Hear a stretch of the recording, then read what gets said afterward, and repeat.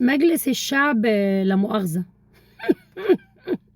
المصري يوافق بالإجماع على منح حق اللجوء لأي حد يدخل جمهورية مصر العربية وتنطبق عليه المواصفات، ويأخذ حقوقه كاملة من حرية الاعتقاد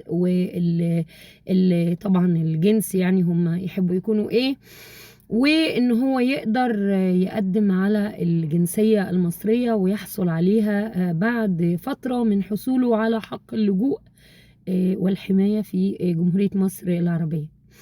طبعا الخبر دوت هيعدي على ناس كتير جدا مرور الكرام. الخبر ده يا جماعة علشان تمهيد فرشة سجادة كده لمولاهم ترامبو لما يوصل لسدة الحكم في جانوري، في 20 جانوري 25 جانوري، ويستلم حكم أمريكا. هو عامل خريطة طريق جديدة وعامل تعديل كده بسيط، ملف تلفيقة جديدة كده في صفقة القرن بالفيرجن الجديد بتاعها 2025.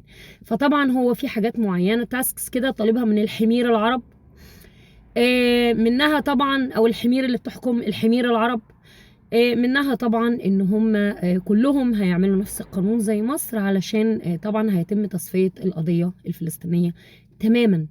طبعا شايفين دلوقتي بيت لاهيا، وشايفين كل شمال غزة الحبيبة بتتفضى تماما من الناس، وبيتعاملوا بوحشية وبلا أدمية ومذابح كل يوم كل يوم في شمال وفي وسط القطاع. طبعا والشعوب العربية طبعا لاهية وساهية كالعادة، يعني حاجة مش جديدة يعني.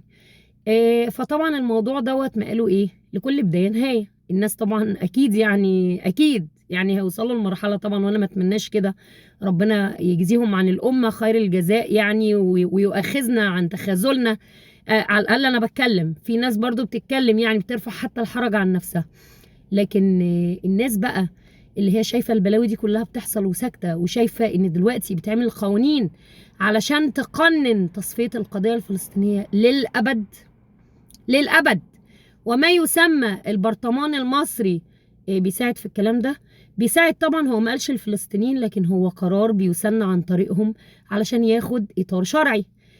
طبعا بيقولك لو دخل البلد غير شرعي أو دخل البلد بشكل شرعي، بإمكانه إنه يقدم لجوء، وبإمكانه إن هو يحصل على الإقامة وبعديها الجنسية المصرية، ويكون له كامل الحقوق كاملة لكامل المواطن أو المواطن المصري الكامل. فاصحوا لا يغفلونا، احنا داخلين على مصيبة، بلد داخل على مصيبة.